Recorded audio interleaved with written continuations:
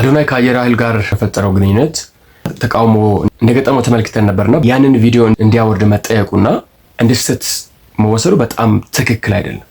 አንደኛ መከላከያ ሰራዊት ማለት ልክ እንደኛ ሰው ናቸው። ፈን ማድረግ ይችላሉ፣ መጫወት ይችላሉ፣ አርትን ኢንጆይ ያደርጋሉ። ቲክቶክም የሚከታተሉ ብዙዎች አሉ። እንደ ማንኛችንም ሰው ናቸው እንጂ ወይ ኤአይ ወይ ብሬት ወይ ምናምን አይደሉም። መከላከያን የምናስበው በቃ መተኮስና ጫካ ለጫካ ከጠላት ጋር መፋለም ብቻ አድርገን የምናይ ስለሆንን እና አዶናይ ይህንን ሰግጥ ፈምስ የሚለውን የቲክቶክ ትርክት ወደ መከላከያ ሰራዊቱ ይዞ በመምጣታቸው ክብራቸውን የተነካ መከላከያ በቃ ዝም ብሎ እንደዚህ በቃ ፊቱን ጭምድድ አድርጎ በቃ ሃርድ ብቻ የሚጫወት አድርጎ ማሰብ በጣም የተሳሳተ ነው። እኛ ፊልም የምናደርገው እኛ የምንደሰተው ይደሰታሉ፣ እኛ እንደምናዝነው ያዝናሉ። ድንጋዮች፣ ብረቶች ከሰው ፍጡር የተለዩ አይደሉም። አንደኛ በአሁን ሰዓት ላይ አዶናይ ወጣትን በደንብ ኢንፍሉዌንስ ያደርጋል።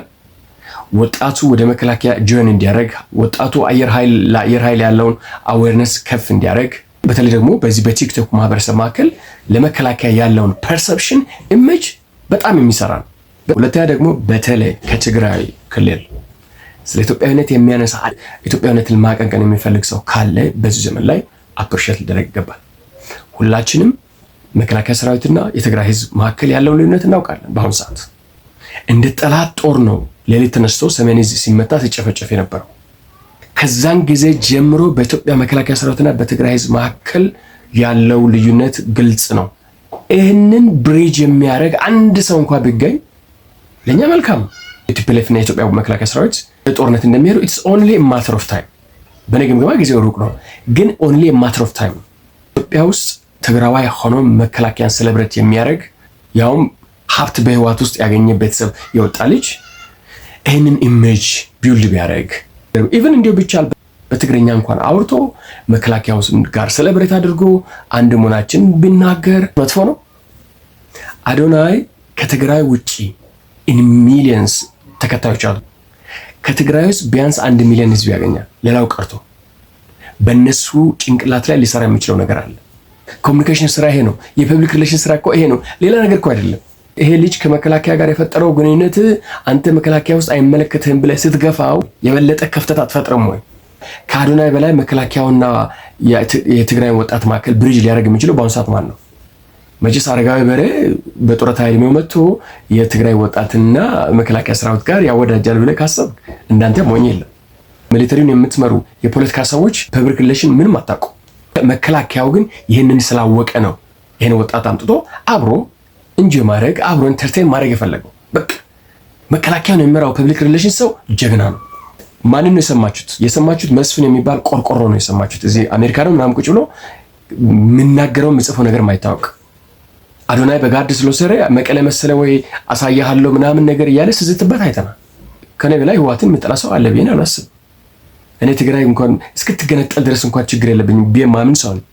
ግን ኦፖርቹኒቲው ከተፈጠረ በተለይ የህዋትን ትውልድ ወጣት የተወሰነውን እንኳን ኢሜጅ ቢውልድ አድርገን መቀየር ብንችል that's a good thing።